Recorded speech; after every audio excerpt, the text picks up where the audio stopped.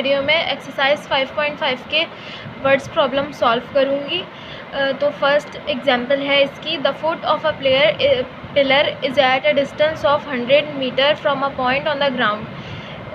Foot of a pillar दिया हुआ है, मतलब कि बेस दी हुई है, पिलर का फुट दिया हुआ है जिसकी लेंथ है 100 मीटर, और ground from a point of a ground से दिया हुआ है, तो मतलब कि ये बेस दी हुई है। एंगल ऑफ एलिवेशन का एंगल दिया हुआ है यहाँ पर 60 डिग्री एंगल दिया हुआ है। और हमें इसमें हाइट फाइंड करनी है पिलर की, यानी कि परपेंडिकुलर इसमें फाइंड करना है, बेस दी हुई है। तो सबसे पहले डेटा आ जाएगा। डेटा में ये आएगा कि पहले से मैंने फिगर बनाई हुई है, यहाँ पे ट्रायंगल बनाया हुआ है और इसमें साइड्स को नाम दिया हुआ है। एक साइड है ए, एक बी है और एक सी है।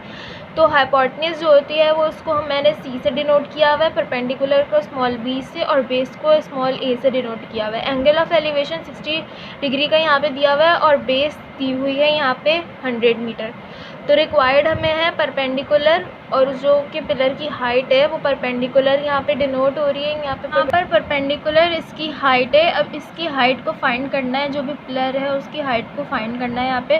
तो डेटा और रिक्वायर्ड तो मैंने बना लिया, अब सॉल्यूशन करूँगी मैं।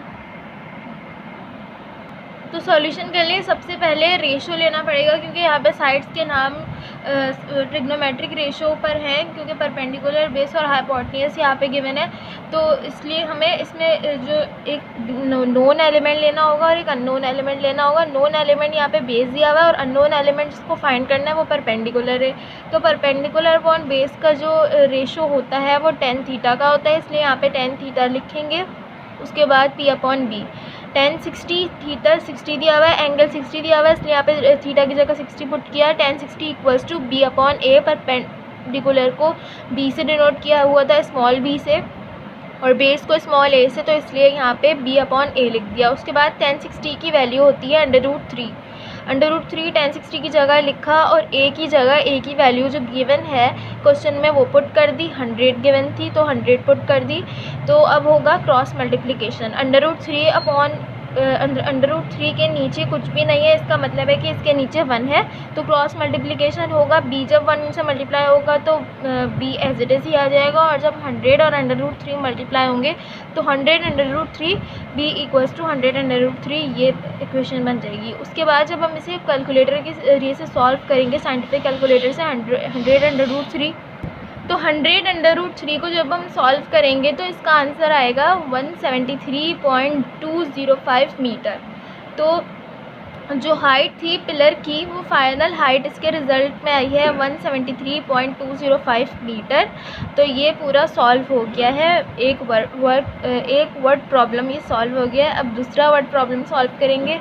लेकिन यहाँ पर है, a bamboo makes an angle of 45 with the wall. एक बैम्बू है, एक बांस है, जो कि एंगल बना रहा है 45 डिग्री का वॉल के साथ, and reaches a height 8√3 metre on the wall, और दीवार की 8√2 मीटर हाइट तक वो पहुँच रहा है वो bamboo. Find the length of a bamboo. Bamboo की लेंथ हमने मालूम करनी है। जिस तरह परपेंडिकुलर है ना, एज्यूम कर लें कि ये वॉल है, परपेंडिकुलर की जो लाइन है ये वॉल है, और जो हाइपोटेन्यूज है ना, इस तरह से बैम्बू रखा हुआ है, और बैम्बू इस तरह से रखने के बाद वॉल के साथ 45 डिग्री का एंगल बना रहा है, और वो जो वॉल की हाइट है वो 8√2, वहाँ तक जहाँ तक वो पहुँच रहा है वहाँ तक उसकी हाइट बन रही है 8√2। तो लेंथ हमें बैम्बू की यहाँ पे कैलकुलेट करके बतानी है। परपेंडिकुलर दिया हुआ है, वॉल की हाइट दी हुई है 8√2, hypotenuse equals to small C हमने मालूम करना है यहाँ पे।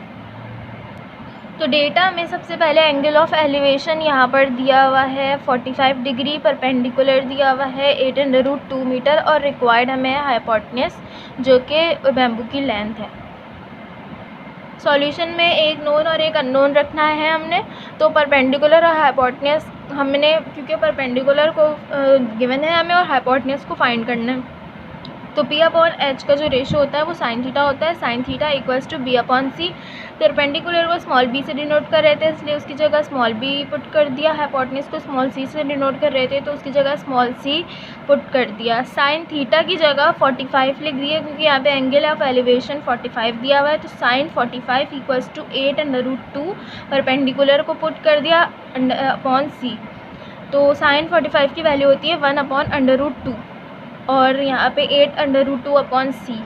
तो इनको हम क्रॉस मल्टीप्लाई करवाएंगे इनका दोनों का। तो c जब 1 से मल्टीप्लाई हुआ c और 8/√2 जब √2 से मल्टीप्लाई होगा तो 8/√2 मल्टीप्लाई बाय √2 और दोनों √2 आपस में मल्टीप्लाई होकर रूट से बाहर आ जाएंगे 2।